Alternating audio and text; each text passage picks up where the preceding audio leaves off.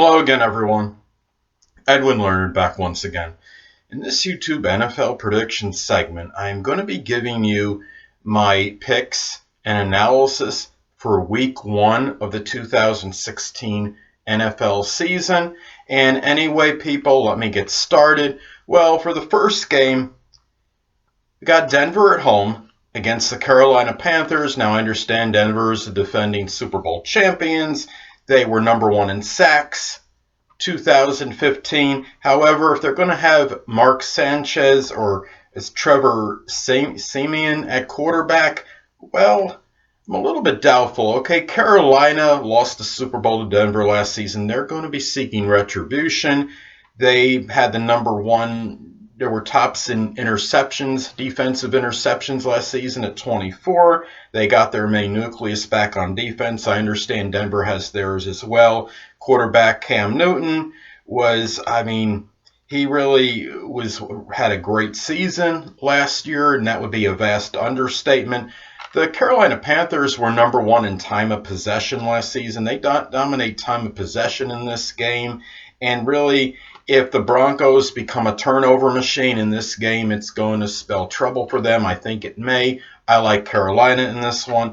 The next game I'm going to talk about, next game is Jacksonville will be at home against the Green Bay Packers. This game may be a lot more competitive than a lot of people think. I don't think Green Bay is going to go into Jacksonville and annihilate them. Jacksonville, along with Oakland and Tennessee, have really vastly improved, at least on paper, this season. It remains to be seen whether this manifests in success on the playing field or not. But with Jacksonville, they have wide receiver Allen Robinson, 80 receptions last season. He was one of the top players in terms of yards per reception at 17.5. However, Jacksonville was number 31 in scoring defense last season. They got defensive tackle Malik Jackson this season, and they have upgraded their defense. Now, Green Bay is going to be back. Quarterback Aaron Rodgers will be back with a vengeance, I believe, this season. I think a lot of people felt Green Bay had the potential to win the division last season. They didn't do it. Of course, the Minnesota Vikings came away with the NFC North. They'll have wide receiver Jordy Nelson back for this season. They added tight end Jared Cook. I think in this particular matchup, I do like Green Bay to win this one. I think they just have a better team on paper overall. Jacksonville, a lot of people are picking them as a sleeper team. I think they can make this a very close game. I wouldn't be completely shocked if they won it, but I think Green Bay wins in a close one. Well, the next game. Now, Baltimore will be at home against the Buffalo Bills. I think this game is really, of all the games, could be the tightest one. I see this as a toss-up. Baltimore did not have the best season last season, as many of you may know. They had the fewest defensive interceptions last season at 6. However, they were competitive in a number of their games last season. They lost 9 games by 8 points or fewer. So 8 points is potentially one score, 6 points, and then the 2-point conversion. So they really were in a number of those games. They will have Terrell Suggs back this season. If he stays healthy, this team could be competitive, and they could challenge for a wild card spot. I don't think they can win the division, but I think they can challenge for the wild card position. Now, Buffalo, who really knows which team is going to show up? They had a very up and down season last year. They finished 8-8. They wind up sweeping my Jets, and the Jets wind up winning 2 more games than Buffalo. Go figure. Now, the thing is, Buffalo has lost the last 3 times they were at Baltimore. Buffalo was the number 1 rushing team last season. If they could pound that ball, dominate the time possession, and if they could pierce that Baltimore run defense, which they may, they have a shot to win this game. But I do like Baltimore in this one. I think Baltimore really has something to prove this season. They'll have Terrell Suggs back. This will be a team. They got Joe Flacco. I think he's the better quarterback than what Buffalo has, but Baltimore is at home. I like the Ravens to win this one.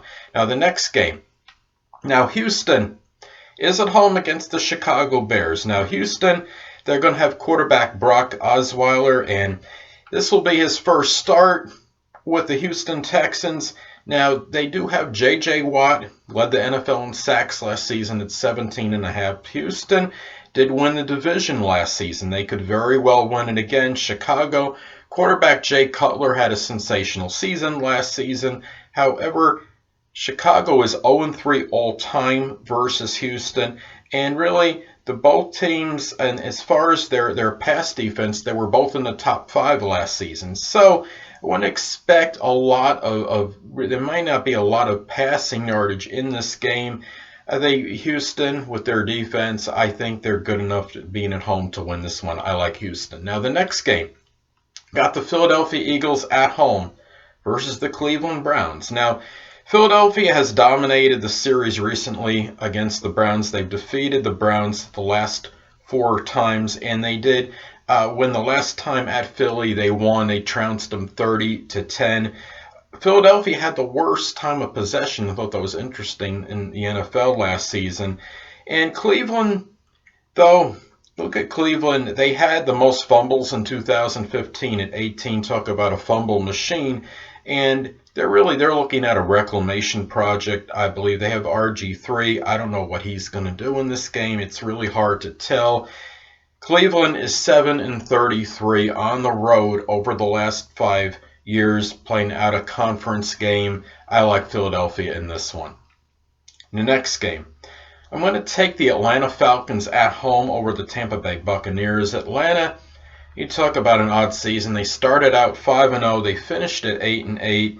Now, they have Julio Jones as a wide receiver on that team, and he led the NFL in receiving yards last season. I do like him in a matchup against whatever cornerback that Tampa Bay puts on them. Tampa Bay, they started out fairly, they're not bad during the earlier part of the season, but they lost their final 4 games. They didn't exactly finish with a flourish. They had beaten Atlanta 2 times last season. They swept the season series, but the way I see it, I think that means that Tampa Bay is due to lose to Atlanta, and I think Atlanta has the superior team. They didn't show it last season in the games against Tampa Bay, but I think they do it in this one and pull it out. I like Atlanta in this one. Now here's an interesting game. I'm going to reluctantly take the Minnesota Vikings on the road to defeat the Tennessee Titans. It looks like right now that quarterback Teddy Bridgewater for Minnesota has suffered a devastating knee injury. He may very well miss the first game. I don't know what the prognosis is, how long he's going to miss, but I think it's likely he will miss game 1 of the regular season. Interestingly enough, Minnesota finished 11-5 last season. They also were 13-3 against the spread last season, which was the best in the NFL. So if they're favored in this game, obviously they have a very good chance of winning. Though my predictions are not based on the spread, as you know, they're just based on who wins and who loses. But I just thought that was an interesting thing to throw out there. Minnesota had the #1 kickoff return average last season, so this field position is going to be critical in this game, especially if they don't have their starting quarterback. Adrian Peterson led the NFL in rushing yards last season. The Tennessee Titans are going to have to hope that their rush defense is good enough to contain him. I don't know if it will be, but Tennessee Titans, they are one of the most improved teams, I believe, this season, at least on paper right now. As many of you may know, they acquired running back DeMarco Murray from and they got a running back from Alabama, I believe. And this is interesting stat for the Titans. The Titans have not had a running back rush for 100 yards or more in 32 consecutive games. The last time a Tennessee Titans running back actually had 100 yards or more, lo and behold, imagine this, Chris Johnson, week 17 of the 2013 season. So I think that streak, it may actually end in this game, but I think it's safe to say you don't have to be a prophet or a medium to figure it will end this season as long as DeMarco Murray is healthy. Tennessee Titans lost a number of tight games last season. They were in a number of the ones they lost, and I think it was like at least 6 games were at least fairly competitive that they lost. And I think if they could swing that around a little bit, they could be competitive this season. But I do think, I see Tennessee finishing like 6-10 this season. But I like Minnesota to win this one. Now the next game, my New York Jets are at home against the Cincinnati Bengals. I like the Jets to win this one. This is going to be on the 15th anniversary of 9/11. I think they're going to be very fired up in this particular game. They acquired running back Matt Forte in the offseason, losing Chris Ivory. That might be to their detriment a little bit. The Jets, though, did have the number 2 rush defense last season, and their defense overall was solid last season. And the way I look at it, okay, Cincinnati Bengals, they're going to be coming in on the road. Cincinnati Bengals, they may have the better team on paper than the Jets. They have cornerback Reggie Nelson, who had eight interceptions last season. That was tied for the league lead in that department. Quarterback Andy Dalton had a great passer rating last season. He's one of the better QBs in the league. Can he be consistent and keep that rate, keep doing whatever he did last season, at least replicate it this season? It's likely. I do. And Cincinnati did have the number 2 scoring defense last season, so this is a very balanced team. They have a good offense. The defense is very good as well, but I like the Jets to pull this one out in a tight one. Now, the next game. Now, the New Orleans Saints, I'm going to take them at home over the Oakland Raiders. New Orleans Saints, now I understand they haven't had that home supremacy and dominance that they had in previous seasons. They've had, in 3 of the last 4 seasons, the Saints have finished 7-9. And really, they're not one of those perennial contenders anymore. They do want to redeem themselves. This is opening game. They are at home. New Orleans, their defense, Saint was deplorable would be an understatement. They were number 32 in scoring defense last season, and odds are it will be at least a little bit better this season. Oakland could be one of the more improved teams this season. They added cornerback, I believe Sean Smith, and I don't know if I'm saying it right, if it's Sam Smith or Sean Smith, but anyway. They added him, and that's going to augment their team very, as far as their defense goes. I do see Oakland could be very improved. A lot of people think they could finish as a wild card or this season and make the postseason. It's very possible they may get in. It's going to be, for me, I don't think they're going to do it, but there's a lot of people out there that do. They were number 22 in total and scoring defense last season. That should improve. Their record may very well improve as well, but I don't think they're going to get one of their first wins in this game. I do like New Orleans to win this one at home. Now, the next game. I'm going to take the Kansas City Chiefs at home over the San Diego Chargers. Kansas City has owned San Diego in recent time. They've won 4 consecutive against the Chargers by an 85-33 combined score. The Kansas City Chiefs, as many of you may know, they finished the season on a rampage. They won the last 11 games last season, only to lose a tight one to New England in the divisional round.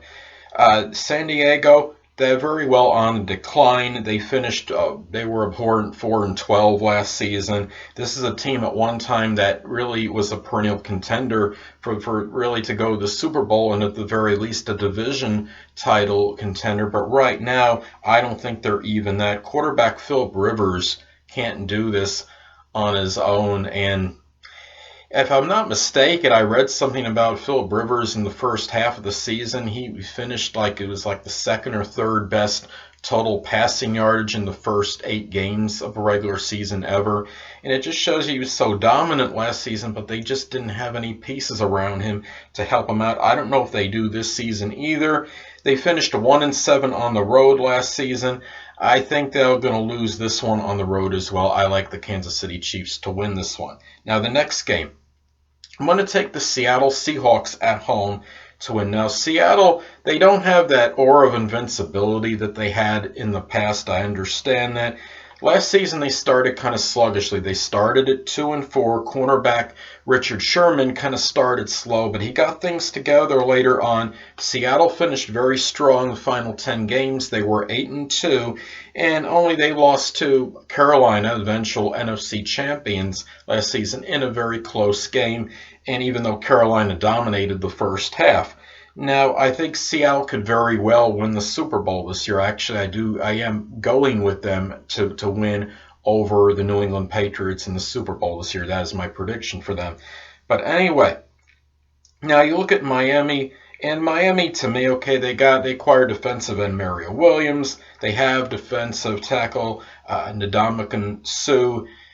Ryan Tannehill at quarterback. They have some pieces here, but this is a type of team. It seems like the expectations are grandiose for them year after year, and they just can't quite fulfill them. I think it's going to be similar this season. I don't see Miami doing very well, and I don't think they get their first win at Seattle. I like Seattle to win this one at home.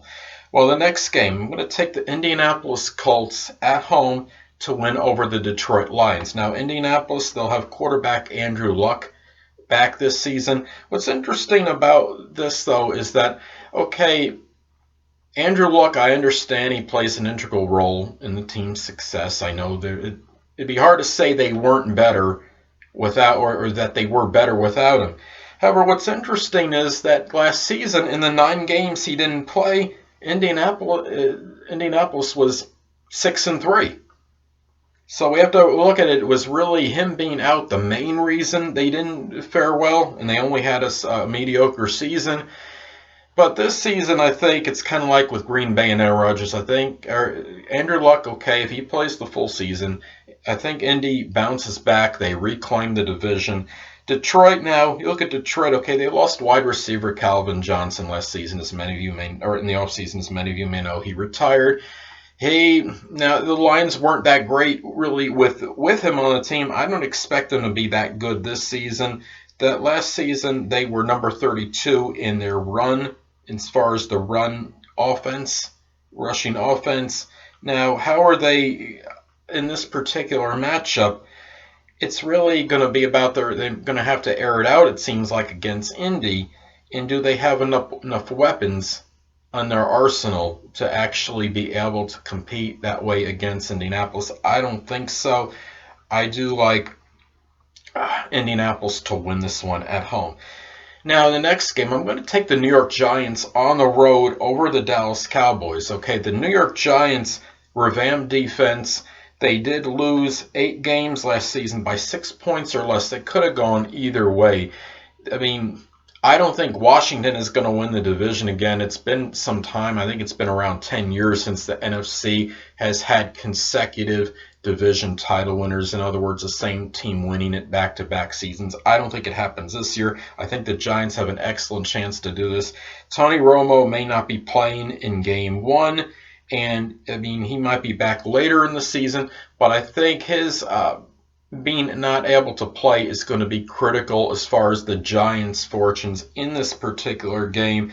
Interestingly enough, that the Dallas Cowboys were last in turnover differential last season. So the Giants, even though Giants finished only 6-10, they were +7 in turnover differential. This disparity, this could be the difference of the game. This turnover battle could be critical, and the Giants get 1 or 2 more than the Cowboys. I think that's all it's going to take for them to emerge victorious. I do like the Giants to win this one. Now, the next game, I'm going to take Arizona at home to beat the New England Patriots. Now, Arizona, number 1 in total offense last season. They have quarterback Carson Palmer, wide receiver Larry Fitzgerald. This is a team that really, they were 19-5 at home over the last 3 seasons. New England comes in, okay, I understand they're without quarterback Tom Brady for 4 games because of the suspension due to the Deflategate scandal. I get that. Quarterback Jim Garoppolo only has 31 NFL passing attempts in his career. He might have looked somewhat adequate in the preseason, but it's going to be a whole new ball game. He's going to have to go into Arizona on this one. Arizona, a very good team, an exceptional home team. And you also understand New England has a plethora of weapons. They still have a very good team. Tight end Rob Gronkowski, among other people on this team. If I'm not mistaken, the team also was second in sacks last season as far as defensive sacks go. So their defense is a little bit unheralded. Defense is not bad on this team. It probably will keep them in this game, but I like Arizona to win at home. Now, the next game, I'm going to take Pittsburgh on the road over the Washington Redskins. Now, the Steelers, they are, year in and year out, they're a perennial contender. We always keep hearing about Big Ben. If he's healthy, then this team may come out of the AFC and go to the Super Bowl.